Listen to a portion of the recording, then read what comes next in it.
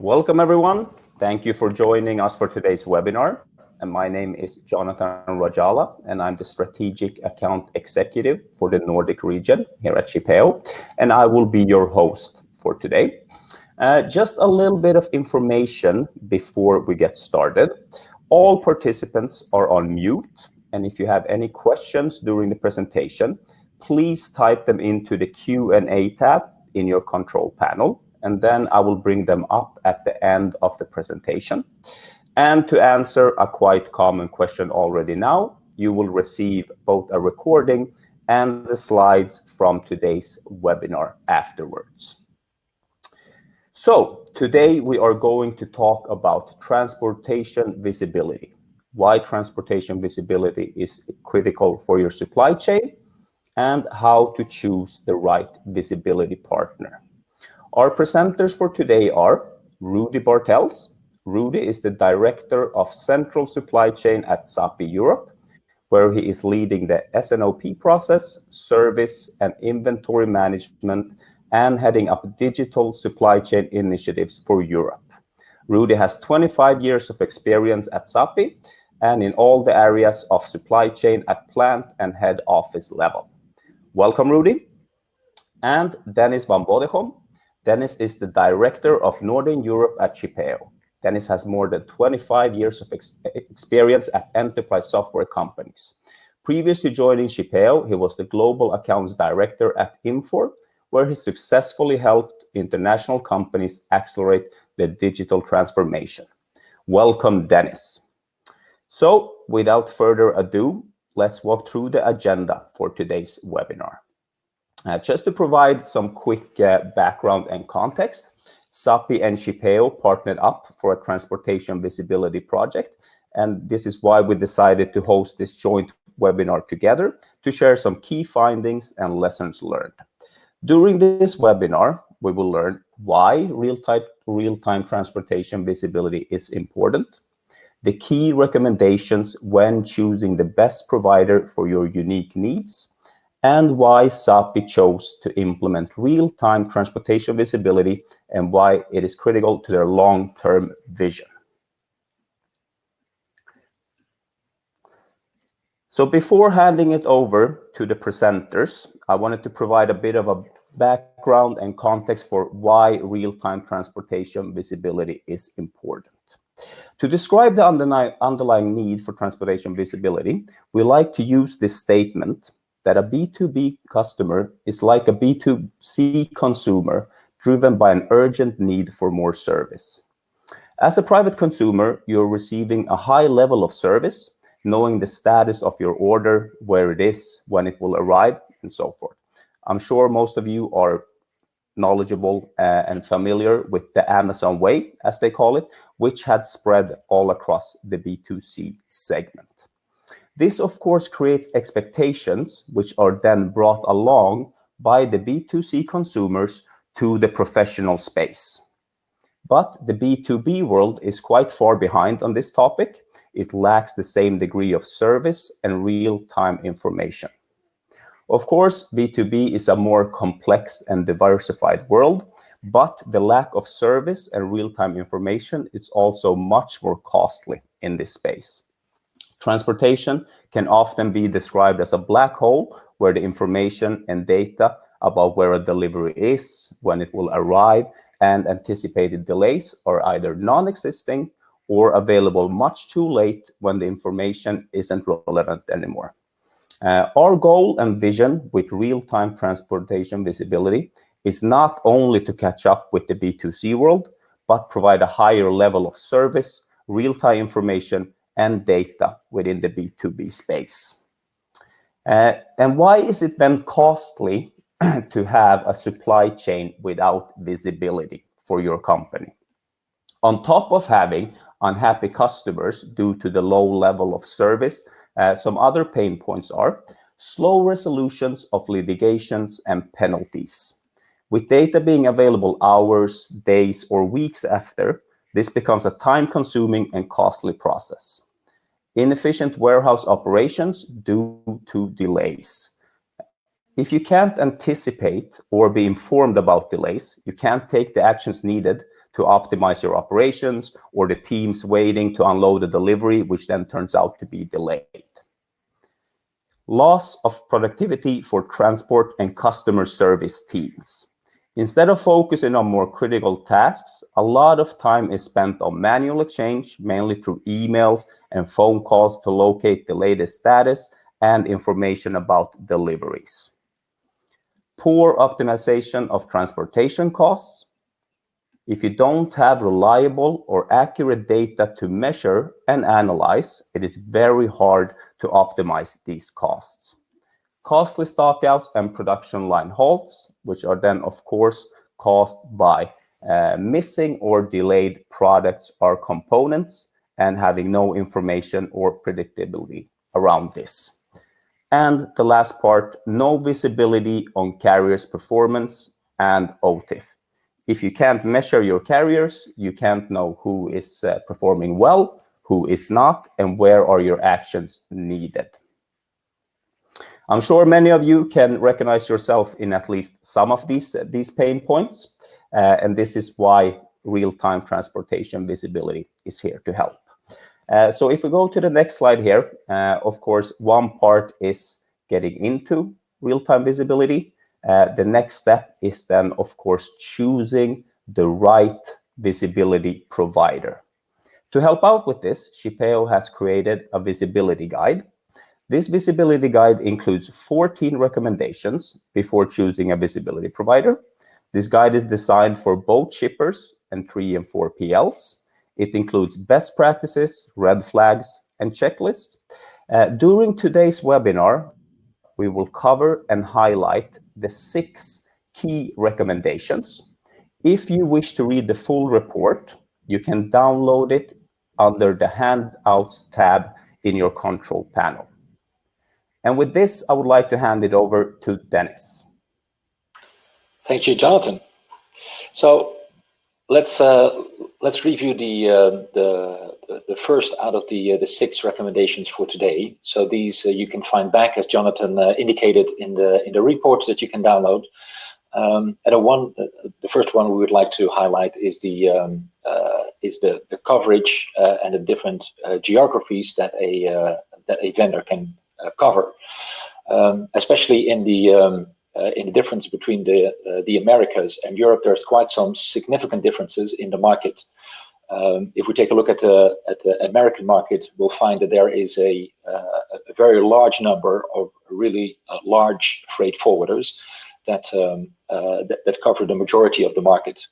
You'll find most of the transportation going A to B, and not as in Europe, especially complex LTL, where you find cross docks, groupage, etc., and multiple customers being loaded on the same truck.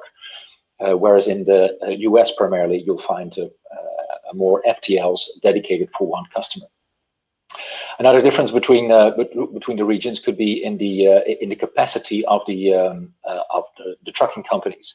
You'll find that 50% of the capacity in Europe is made up of medium to large carriers in Europe, while most of the capacity in the US is made up of small carriers with less than 5 trucks. So there's quite a difference in the way that things are organized. Also, if we take a look at the way integrations are being made in the US compared to Europe, you'll find that less integrations give you access to a lot of volume in the US, while in Europe you'll find there's a lot more. It's a lot more fragmented market, as you can imagine, with subcontracting being quite common in Europe, but also restrictions and compliancy. With regards to data privacy and other compliancy regulations. Another thing which is often overlooked is the differences in languages and culture. You can imagine if carriers are being onboarded for your company in Portugal, in Poland, in Russia, in Finland, in France or the UK. I mean, the differences in language and culture should be taken into account, which is obviously a lot easier in the US. And then there's the different systems that we have in Europe. We'll find more than 400 systems just focused on telematics, compared to close to 100 in the US. So in terms of approaching a market, a US vendor may not be the right vendor for the European market, while vice versa, there might be a good fit for the US market. So it might be difficult for a vendor to cover all regions at once.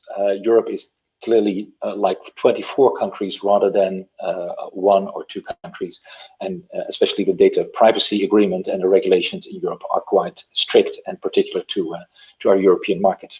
So that's one of the things to look out for and understand the differences in the market here. As a second recommendation, it would be good to take a look at the different modes of transportation. When we talk about real-time visibility, the first line of thought might be the road transportation. And indeed, this is about 70%, almost 80% of the European market is transported by road. You'll find most of the complexities there. We talked about full truckloads and less than truckloads.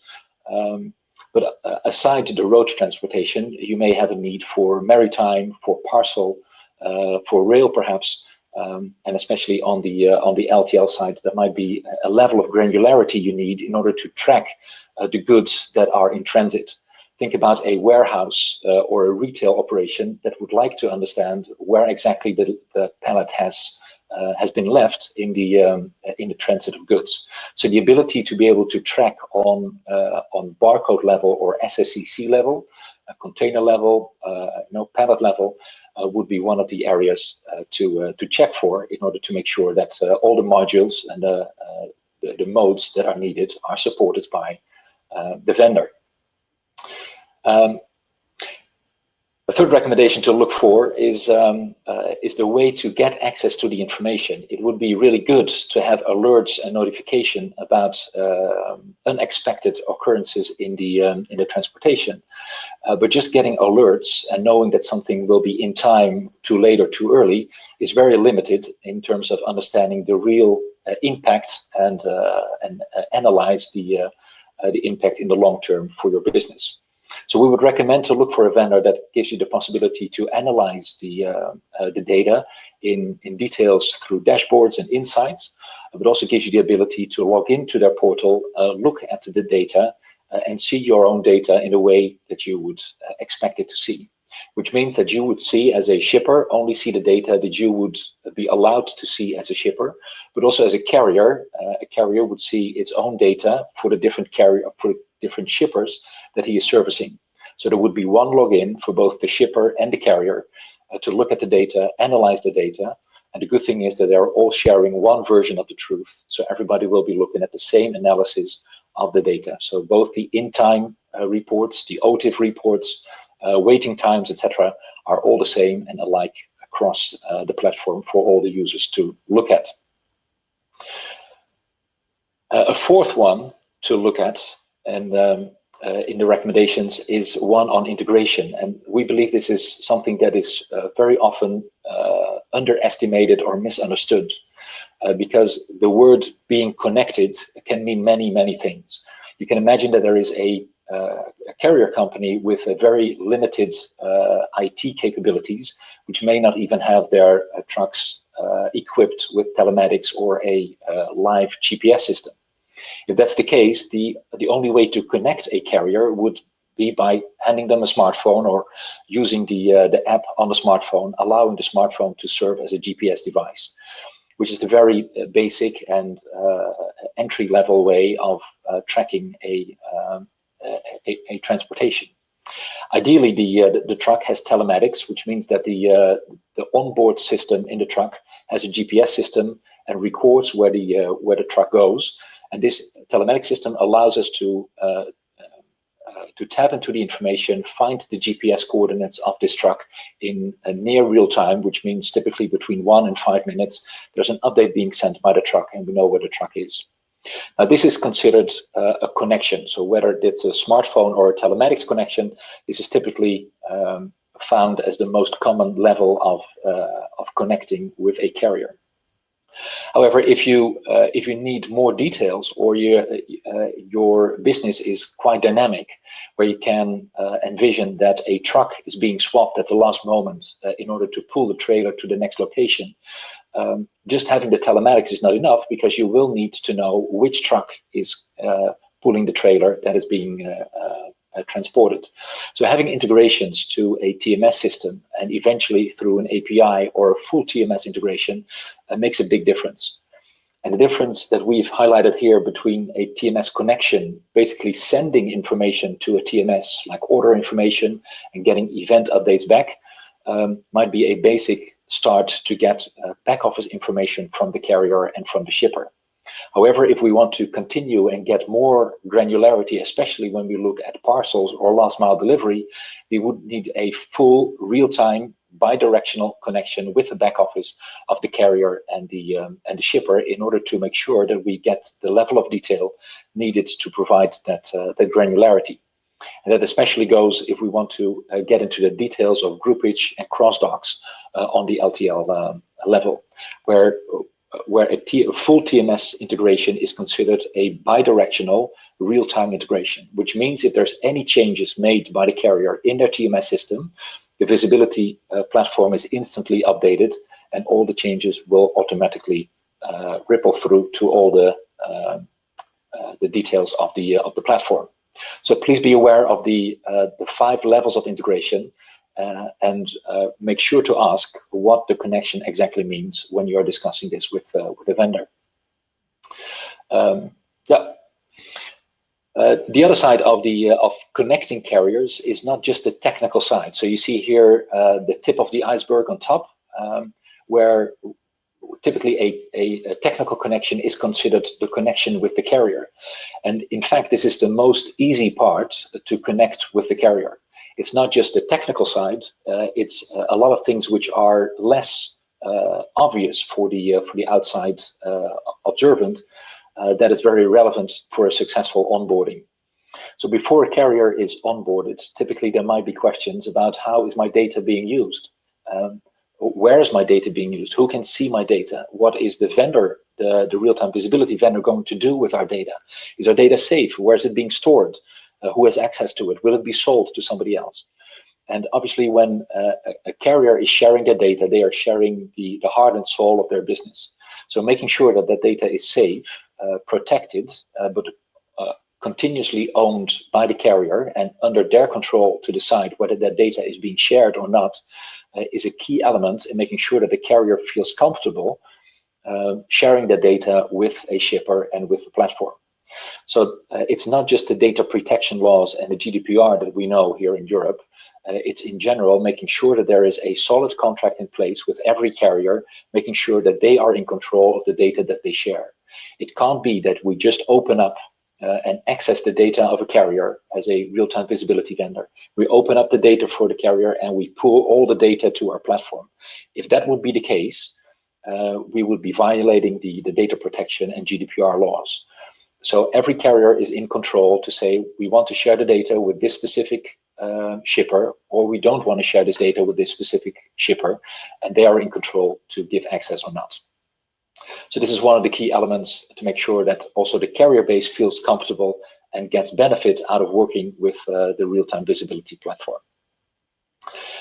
And then the last recommendation is related to the accuracy of the predictions.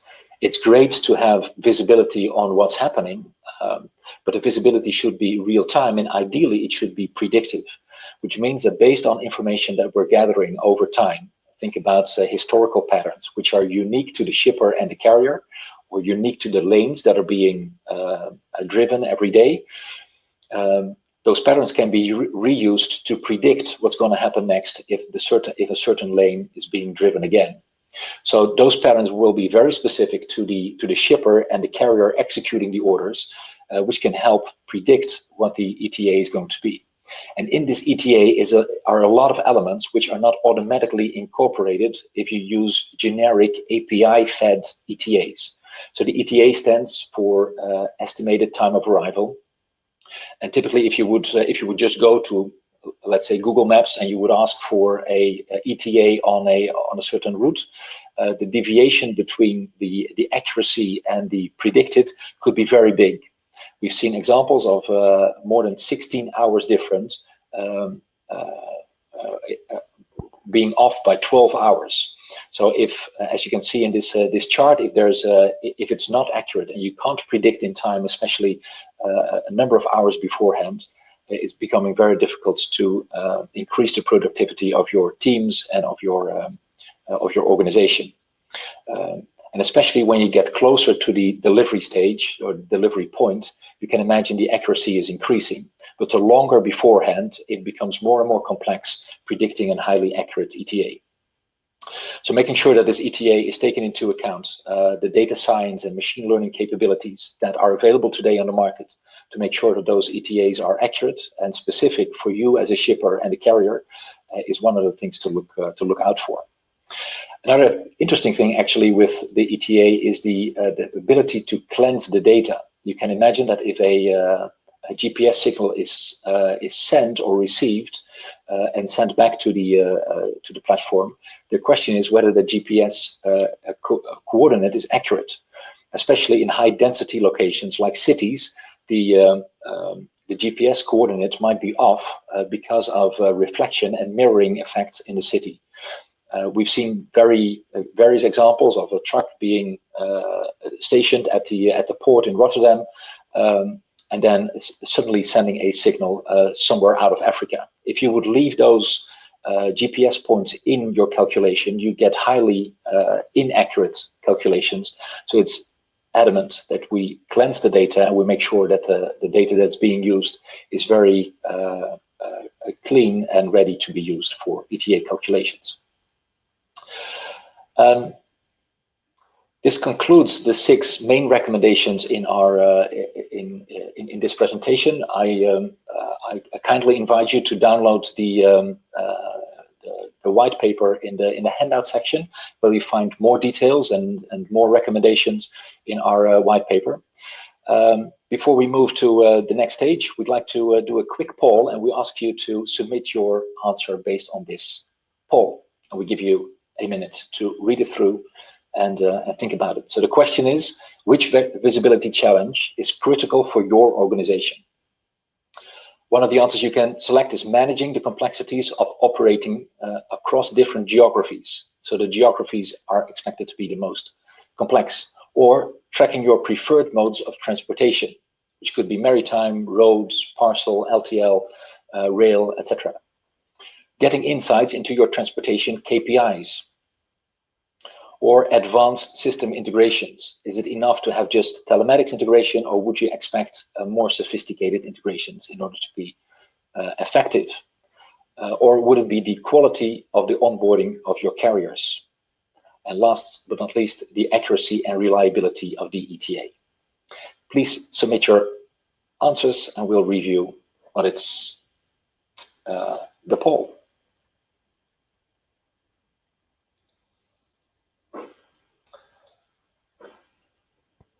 While the answers are coming in, I'm just looking at the, I think everybody has voted. Interesting to see, but there's still a few people answering here. So the one that's really topping out is the accuracy and reliability of the ETA, with about 35% of the respondents have indicated that the ETA is one of the most important elements, critical elements for the visibility challenge. The other one would be getting insights into your transportation KPIs. That's very interesting, as we have seen in our in the projects that we've deployed, that the insights indeed in transportation visibility give a host of information, allowing to tweak and tune the operations in order to better meet the previously set KPIs of the company. A good third together is option A and B, which is managing the complexity of the operation across the different geographies and tracking your preferred modes of transportation. I think now altogether the results have come in altogether, clearly indicating that the ETA is one of the most important elements. Interesting. Let's move on to the next stage. Quick reminder to download the handout and the white paper in the handout section where you can find it. Then I would like to give it to Ruben Buckles. Well, thank you, Dennis, and also for me, welcome everybody to this webinar. And so I'm going to talk a bit about the project that we are doing at the moment within SAPI Europe on real-time visibility. And maybe to start off with, I've seen looking at the poll and the accuracy of the ETA calculation. That was also for us the most important element, and you will see that in the next couple of slides why that is important and what our customers expect from us. Maybe quickly an introduction at what we do at SAPI. So it's a bit of a busy slide, but I thought I'd give you as much information as possible on one page. So we're a South African-based company globally. And in Europe, we have about 4 million tons of paper capacity and 1.1 tons of pulp capacity, which is basically fully used as a raw material for our paper production. We have 10 mills in Europe and 14 sales offices. And we have distribution centers all over Europe.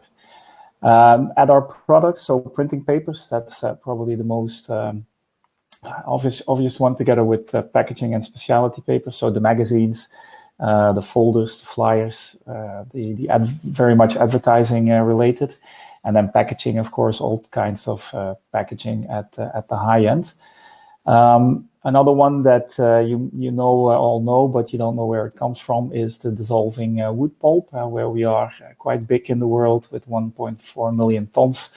Which is mostly used to produce viscose fiber and is used in the fashion industry. And then we're also starting up and developing new biomaterials and focusing on bioenergy. So as a company and as a market, if we go to the next slide, so what are we facing as a challenge? And so we do, I mean, if you look at the typical paper part of our business, there is an increasing overcapacity. Yeah? Everybody is moving into digital solutions, and that is hurting us quite a bit. And it's also making us go into different types of products, and especially packaging is as a growing business, is also one of our focus areas. But this overcapacity also makes us focus on cost reduction, both us and our customers. And we live in a B2B world, but also our customers are facing the same overcapacity and need to cut their costs wherever possible. And there also the increased digitization comes in. And I think Jonathan has also mentioned the Amazon effect, where everybody wants to see at every time their status of the order, and that's also our customers. It's the same thing. They're getting more demanding, and that's where the supply chain challenge comes in. And I like to call this the magic supply chain triangle. We need to deliver more service with less cost and lower capital. And so faster delivery times, increased service requirements, whatever they may be, vendor managed inventories, all kinds of consignment stocks, more transparency, proactive, predictive information. That's what customers expect from us. But at the same time, we need to do this with lower costs in warehousing, in transport, in admin, and with lower inventories. Especially now, of course, capital is very scarce, but that I believe goes for all companies at the moment. But still, we always have to focus on making our stock turns as high as possible, and reducing waste in the supply chain wherever that is possible. So then going, and I will get to the point where we started off the pilot and the project together with Shipio. But a couple of years ago, and also coming out of these changes that were taking place in our market, we started actually by building a digital supply chain strategy. And we started off by setting a vision, and which is we want to be a sustainable and cost-efficient supply chain that manages end-to-end flows, requiring very little intervention. And well, I suppose everybody wants to have a supply chain like that. And we've defined 5 pillars on which we base this strategy, and that is operating sustainably, and especially as we are a company that uses natural resources, it is very, very important for us to do that in a very sustainable way. Increasing customer focus, that's another pillar. Improving internal efficiency. We need to look at the costs, create full visibility, and support margin growth wherever that is possible. And they're thinking more on the procurement area. Now, these are the pillars and the strategy that we use to also validate each project that we're doing, and also where we want to make our investment. And then if we then move on, we got to this point where we had basically a big workshop with our sales leadership, where we were going through that strategy and through the list of projects that we had listed, and then one point came up as what is our biggest problem at the moment, and there we said, well, actually, 50% of all the questions that arrive at our customer service desk are, where is my paper? And that's also where the project that I will talk about now in the next slides has started. So since then we've started to build a platform, and that platform is called Paperini. And Paperini is basically a finish for my paper. And it is a platform where we put all the customer information, planning information coming from suppliers, mill internal statuses, internal transportation, the last leg to the customer, ocean shipments, and inventory. So we bring all that information on one platform, and we build technology on top of that platform where we basically use it to share data with our customers, to put on dashboards, to build AI, and other automation principles. And then we actually, when we're talking about real-time visibility, we're talking about, at the moment for us, at the last leg. And that takes us to the next slide, and also to the project that we're currently running. And here, so you see it on this slide. So what is most important for us is predicting the truck ETA at the customer. So actually, I can tell you a story about the French market, but it could also be another market, and where we get the typical question that a sales rep gets at, and in this case it was at 1 o'clock in the afternoon.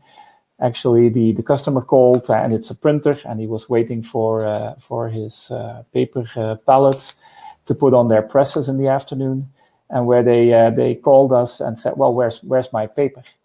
And because the truck's supposed to arrive at 12 o'clock in the morning, or before 12 o'clock, and it was not there at 1. And then the whole charade starts. So the customer service rep has to call our forwarding agent and ask the same question. Then they need to contact their subcontracted carrier, and the carrier needs to contact the truck driver, and then the day is gone before we get an answer. And it's probably, and we had the cases, we had an official complaint filed in our system by the customer already before we got the answer on actually where the truck was.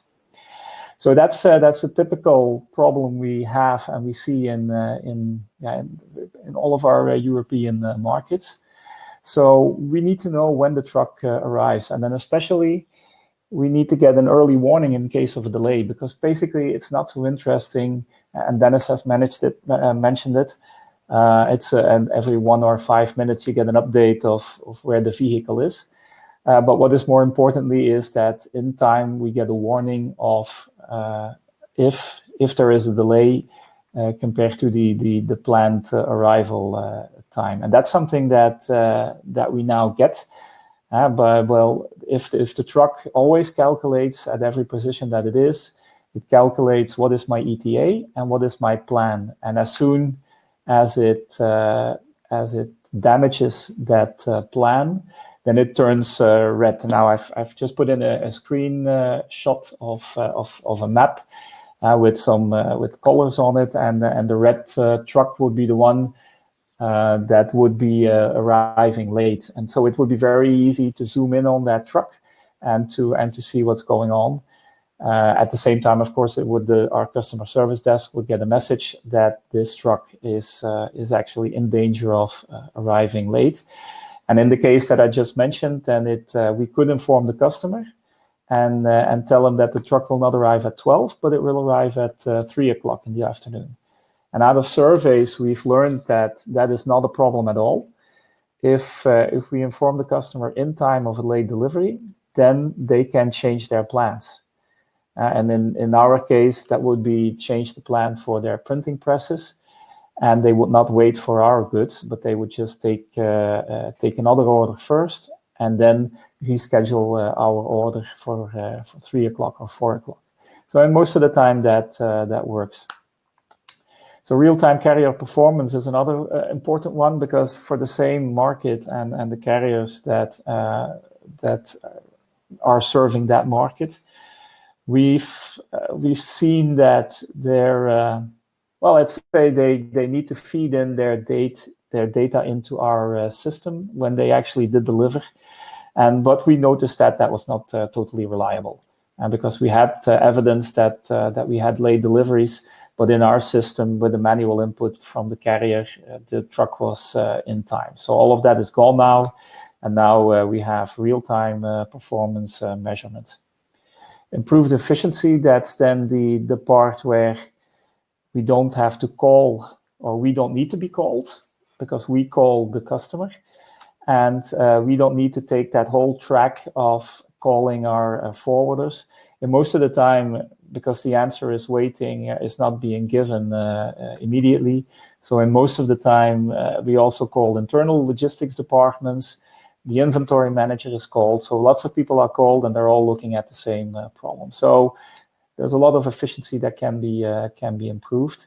And then data analytics. So once we have all that data, we can also analyze it. And just as a small example, what we already found in our pilot market is that quite some of our delivery addresses are not correct.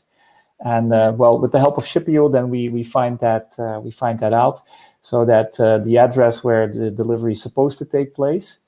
So then it actually shows up that the truck didn't deliver at that location, but it delivered a couple of kilometers down the road, and that puts us in the opportunity to look at those data and to correct them in our system. And the same would go for lead times, because that's another very important one. So all of we have a massive, probably everybody has a massive set of master data, and it's quite difficult to validate if they're still correct after a couple of years, because you have duplicates, you have errors, you have all kinds of rubbish in the master data. And this gives us now the ability to compare the real lead times with the lead times that are in the system. And by doing that, we can reduce or look at inventory, reordering points, etc., or speed of delivery that we can increase because we have the real facts now. So that's it, and basically in a nutshell, what we expect out of the real-time visibility for the last leg. Now we've also looked at the number of companies when we made a selection and when we started off this project, and so what I try to do here is to list the reasons or the things that we were looking for for our solution and that would fit to our business. One thing that is really important is that so we are a company that work with many forwarding agents. So and most of these the majority of these forwarding agents works with subcontracted carriers.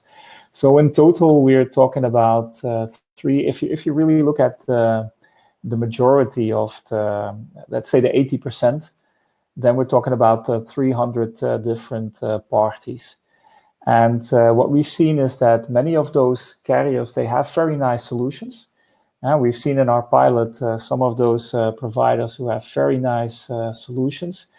But the problem is that we cannot connect to 300 different parties. That is way too complicated. So we were looking for one platform that helped us connect to all those different carriers and forwarding agents.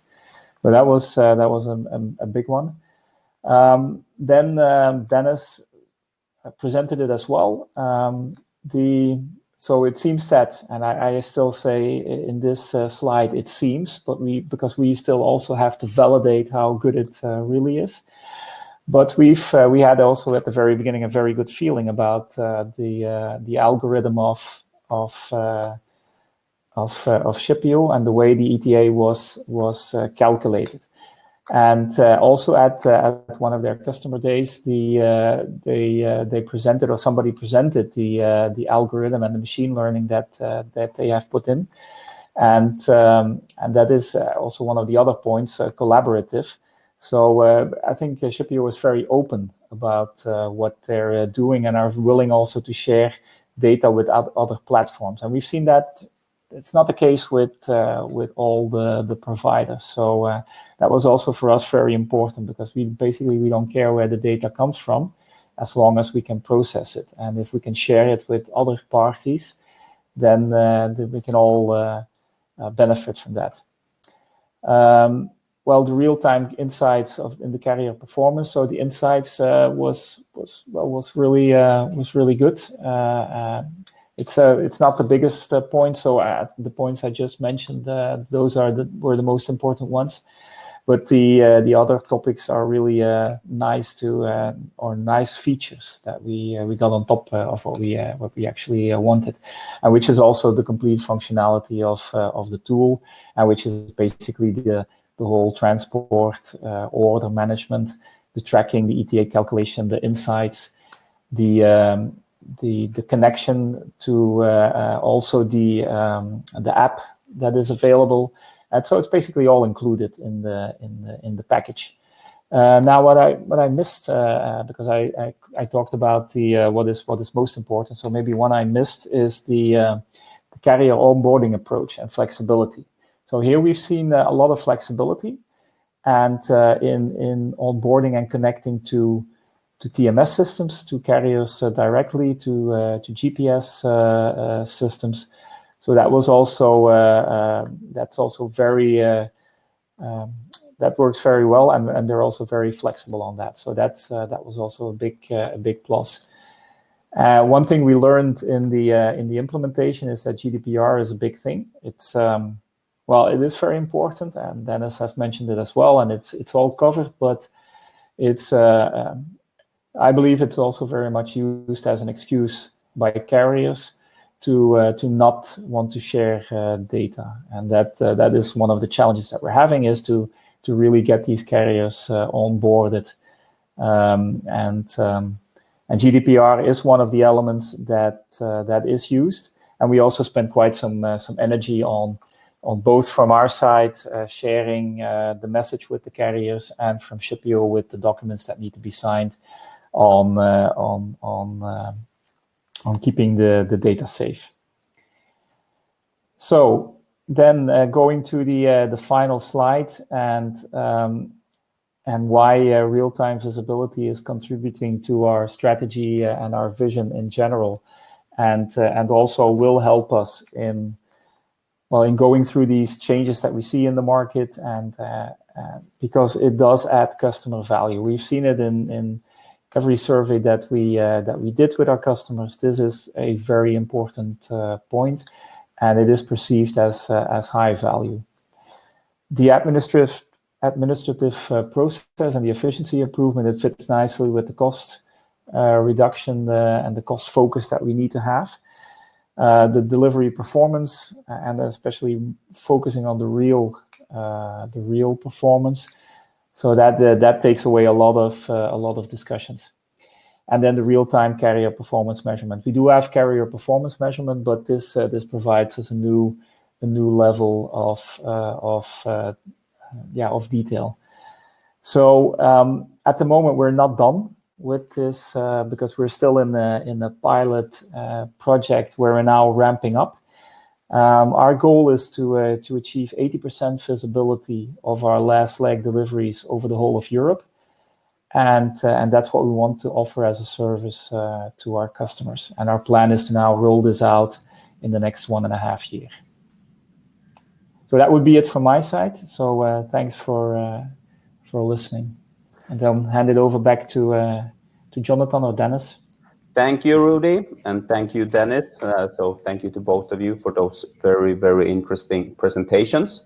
We will go ahead and take some time for questions now. So once again, a quick reminder, if you have any questions to Dennis or Rudy, please be sure to type them in your Q&A tab in your control panel. We have quite a lot of questions coming in already, so we'll try to take them as we go. So let's see here. The first question that we have: how do you think that the transportation landscape and challenges differ within pulp and paper and other industries? So I will direct this question to you, Rudy. Seems relevant. Yeah. So I don't know if we're that much different from other B2B industries. For sure, there's the difference with the B2C business. Where the Amazon example is quite different, and the whole packaging service or deliveries are quite different to what we do. And where it seems to be, and that's what's in people's minds, it's so easy because you get a package and you know where it is and when it will be delivered, and you get a status update. So what we are facing is we're delivering both full truckloads with big volumes to big customers, and at the same time we're delivering partial truckloads with our paper on it, and also other products that are delivered to other customers, other industries even. Groupage, cross-docking, multimodal deliveries, wagon deliveries. So those are, I believe, the real challenges in getting this visibility thing right.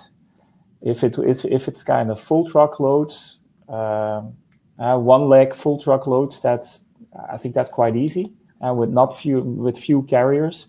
But as soon as it gets more complicated, then it becomes also a lot more difficult to get the visibility right.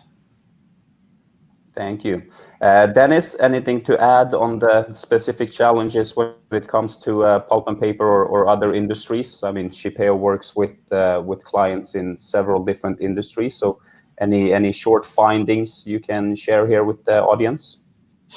Yeah, I think in general there's a lot of commonalities.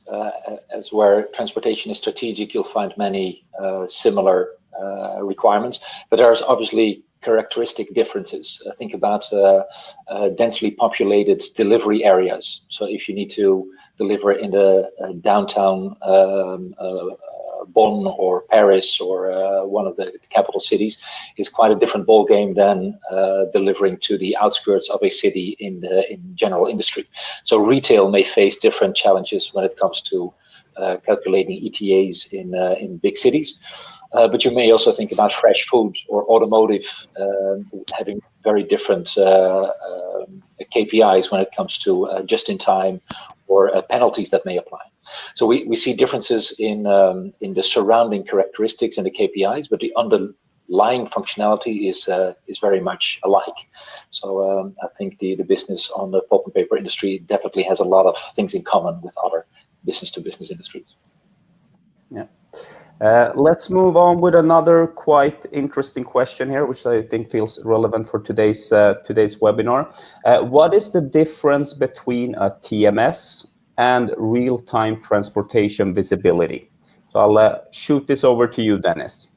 Yeah, TMS stands for Transportation Management System, and Real-Time Visibility Platform obviously is exactly what that does. The difference between a TMS and an RTV platform, TMS is actually optimizing and planning the routes and the execution. So it's creating the schedules, it's optimizing the resources and taking in consideration the constraints. The real-time visibility platform adds on top of that what's actually happening. So it's monitoring what's happening rather than optimizing and taking all sorts of constraints into account, aside calculating the ETA. So a real-time visibility platform shows you what's happening. The TMS is planning what should be happening. So the RTV platform is helping you to monitor if the baseline of the TMS system is actually accurate and what's happening in real time today. So gives you a good comparison against planned and actuals. Thank you. We have a question to Rudy here. Customer value in transportation visibility and accurate ETAs. Have you been able to cash in that value somehow with your end customers? Okay, that's an interesting question. Well, it depends on what you mean with, or what do you expect from cashing in. Basically people are not willing to pay for this, but they do see it as very important. And what we notice in our surveys is that we get a higher score if we get this right with our customers. So I don't know if I'm exactly now answering your question, but it does help us, and it goes with the customer focus pillar of our strategy. It does help us to attach our customers better to us. It doesn't give us a higher price, but it gives us a better value. It can help us in lowering our complaints cost, and with every complaint that you get, you need another multiple of good orders to get rid of that bad experience. So I hope that answered your question. Thank you, Rudy. Dennis, we have two questions here tied to carriers. So I will group them together for you, and so you can answer both of them. The first question is, do you use the telematics system of the carrier, or do you use a tracker on your shipment? And tied to the same carrier topic, we have a question, how long time will it take for you to onboard a new forwarded agent or carrier? Yeah. Quite common and good questions. We typically use, if we can use telematics, we will use telematics because it's the baseline to start tracking the transportation. And this telematics can be enriched with other information. Could be a phone, so a mobile app, which enriches data with photos, sign on glass, etc. Ability to scan barcodes, etc. So we could add the mobile application on top of telematics, plus we could add information from the TMS system, back office systems, warehouse management systems, etc. So telematics typically is the minimum integration we would prefer to see. And on top of that, you can use trackers to track very specifically specific goods or trailers or something else. But sometimes those trackers might be somewhat expensive, might be cumbersome to send them back and get them recharged, etc. So we do see them used as a complementary capability to track, but it's not too common yet. And there's other ways to track, for instance, your pallets and your containers by the SSCC tracking, which means that we use, and I saw one of the questions on the LTL as well, how do we measure the ETAs? It's basically on the same level. We track the goods based on their logistical unit level and follow it through the supply chain. Now the question is how long does it take before we onboard a carrier? Well, you saw the iceberg before in the presentation. So connecting the carrier itself is a matter of hours, typically. The technical connection doesn't take long. A TMS connection, especially if we do a full bidirectional real-time TMS integration, it takes longer, obviously, because that's a personalized integration that we do specifically catered and customized to that specific carrier, which always takes more time. So you should think in weeks, but if we connect telematics, that could be a matter of hours. So it really depends on the level of sophistication. So you remember the 5 steps of integration. Depending on the level of integration, the integration is either very short or a little bit longer. But please do take into account that before we onboard and integrate with a carrier, we always ask their permission. And if they decide to leave that answer on their desk for a week, obviously the integration takes a week longer. So there's a few processes behind that may affect the onboarding time. But technically, it can be done really fast. Great. We are running out of time, but let's try to squeeze in some quick questions. Rudy, one for you. Is the investment done solely by Sappi or shared with carriers? So the goal is that we carry the investment cost, and that's also the way Shipio puts their pricing model.